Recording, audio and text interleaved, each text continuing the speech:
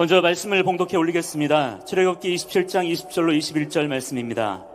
너는 또 이스라엘 자손에게 명령하여 감나무로 짠 순수한 기름을 등불을 위하여 내게로 가져오게 하고 끊이지 않게 등불을 켜되 아론과 그의 아들들로 회막안 증거계 앞 휘장 밖에서 저녁부터 아침까지 항상 여호와 앞에 그 등불을 보살피게 하라. 이는 이스라엘 자손이 대대로 지킬 규례이니라. 아멘. 하나님께서 이스라엘 제사장들에게 명령하셨습니다.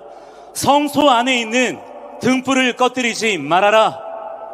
성소 안에 등불이 꺼지면 제사장은 사실상 아무것도 하지 못하게 되고, 그렇게 제사장이 역할을 하지 못하게 되면 하나님과 백성들 간의 연결도 끊어지게 되기 때문입니다.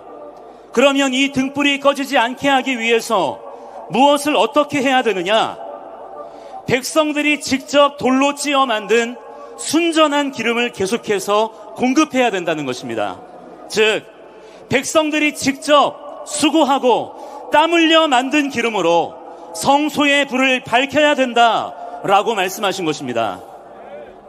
지금의 이 시대를 살아가는 우리에게도 하나님은 동일한 명령을 주고 계십니다. 성령의 충만함을 받으라. 진리의 빛을 비추어라. 왜냐하면 우리가 진리의 빛을 비추지 않으면 이 세상이 하나님의 빛을 보지 못하게 되기 때문입니다. 그렇다면 우리가 또한 무엇을 해야 되겠습니까?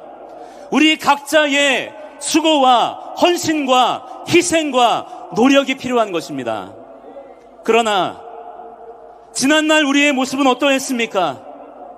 세련되고 편안한 예배 서비스, 기독교 컨텐츠를 누리는 데 익숙해져 있었습니다. 헌신을 잊었고 희생할 줄을 몰랐던 것입니다. 그래서 점점 세상 가운데 진리의 등불이 꺼져가고 있었고 세상은 더욱 어둠이 짙어지고 있습니다. 특히 가장 강력한 어둠의 세력인 공산주의자들이 전략적으로 입법, 사법, 행정부만이 아니라 경제, 교육, 문화 등등 모든 영역에 침투하며 세력을 확장하였습니다. 무엇보다도 이들이 우리보다 먼저 알았던 것은 뭐냐면 기독교만 틀어막으면, 교회만 잠재우면 자기들의 계획을 확실하게 실현할 수 있을 거라는 걸 알았기 때문에 전략적으로 각 신학교마다 각 교단과 기독교 단체들, 선교 단체들을 자기들의 사상으로 잠식해 나아갔던 것이고, 지금 그 결과들을 우리가 눈앞에서 선명하게 보고 있는 것입니다. 지금 여러분, 여기에 모인 성도님들 여러분 한 분 한 분이 얼마나 귀한지 모릅니다. 정말 눈물이 날 지경입니다. 그러나 너무나 안타까운 것은 지금 여기 모여있는 우리는 한국 교회의 일부에 불과하다는 것입니다. 여전히 너무나 많은 교회들, 목회자들, 교인들이 잠들어 있거나 심지어 반국가 세력을 지지하고 있다는 사실에 통탄을 금하지 못하겠습니다. 오늘 여기까지 오는 길에 차창 밖으로 수많은 교회들과 십자가들을 보았습니다. 순간 너무나 마음이 울컥해져서 하나님께 기도했습니다. 하나님, 저 눈앞에 보이는 교회들만이라도 다 깨워주십시오. 강제로 흔들어서라도 일으켜 세워주십시오. 지금 이 나라의 좌파 세력들은 반국가적인 행태들을 노골적으로 드러내며 이 나라를 공산주의로 전복시키려 하고 있습니다. 그렇게 우리나라가 공산주의 국가가 되면 가장 직격탄을 맞게 되는 것은 바로 우리 교회와 성도들인 것입니다. 그런데 그것을 교회가 여전히 모르고 있다는 사실에 너무나 애가 타고 억장이 무너지는 것입니다. 어떤 분들은 지금 이 시대가 어느 때인데 공산주의 타령을 하냐고 합니다. 여러분, 윤석열 대통령께서 계엄을 하기 이전까지 무려 25번의 법안 거부권을 행사하셨습니다. 과연 그 이유가 뭐겠습니까? 적당히 타협해도 됩니다. 자기의 편안한 임기를 마치기 위해서 전부 다 허용하진 않더라도 최소한 주거니 받거니는 할 수 있는 것입니다. 그런데 모든 법안들에 대해서 그 모든 비난과 정치적 압박을 다 감수하면서까지 전부 거부권을 행사하셨습니다.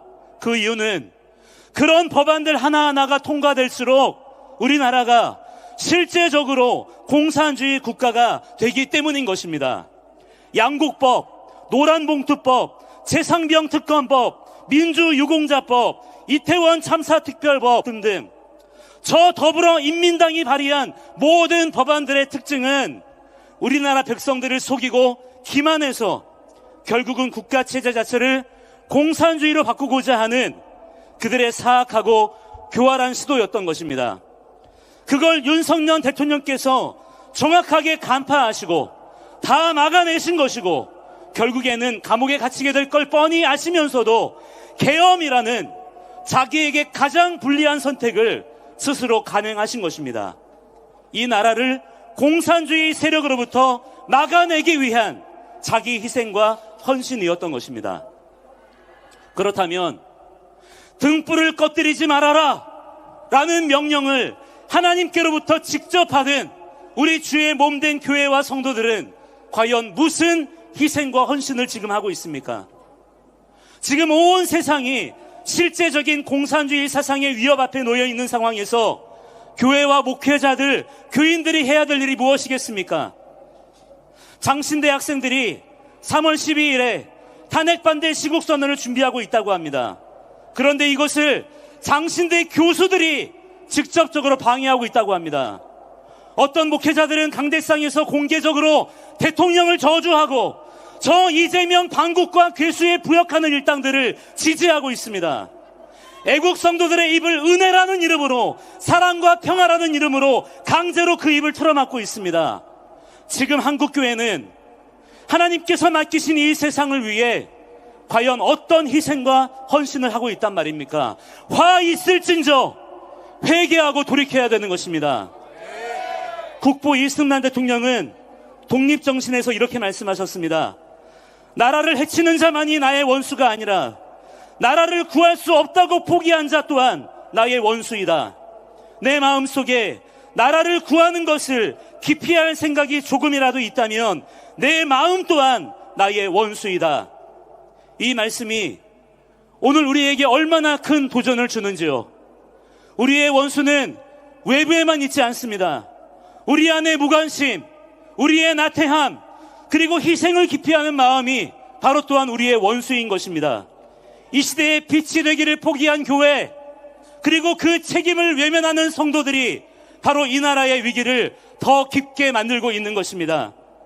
그래서 저는 오늘 이 시간에 통회하고 자복하는 심정으로 한국교회의 회복을 위해서 여러분과 함께 기도하기 원합니다. 여러분, 교회만 잘하면 됩니다. 우리가 진리의 등불을 꺼뜨리지 않으면 됩니다. 그러면 반드시 공산주의의 어둠의 세력은 반드시 파쇄될 줄을 믿습니다.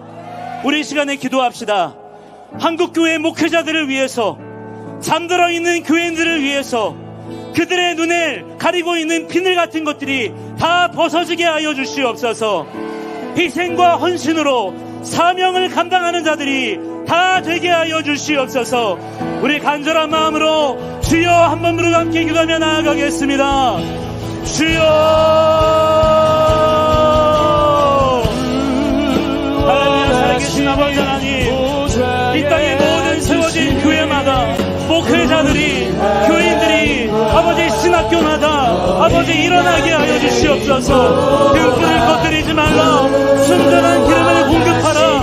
성령의 충만함을 받으라. 빛을 비추라 말씀하신 그 하나님의 명령을 우리가 기억하는 가운데 끝까지 충성되게 감당하는 자들이 되기를 원합니다. 한국교회가 일어나게 하여 주시옵소서. 회개하며 통회하며 자복하는 가운데 아버지 희생할 줄 알게 하시고 헌신할 줄 아는 자들이 되게 하여 주시옵소서. 우리 안에 있는 모든 나태함들을 주님께서 책망하여 주시고 다시 일어나는 자들이 되게 하여 주시옵소서. 우리 가운데 주의 영을 부으시고 하나님 나라의 선한 일을 온전히 행하시고 주님 나타내시고 아버지 역사하여 주시옵소서. 주님 홀로 영광 받아 주시옵소서. 하나님 아버지, 이 땅의 교회와 성도들이 진리의 빛을 드러내게 하여 주시옵소서. 희생과 헌신을 회복하게 하여 주시옵소서. 그래서 공산주의의 모든 어둠의 세력을 물리치고 몰아낼 수 있도록 힘과 용기와 지혜와 능력을 더욱 허락하여 주시옵소서. 만왕의 왕이신 예수 그리스도 이름으로 간절히 기도드립니다. 아멘. 네, 감사합니다. 우리 연보혜 목사님께 격려의 박수 한번 부탁드리겠습니다.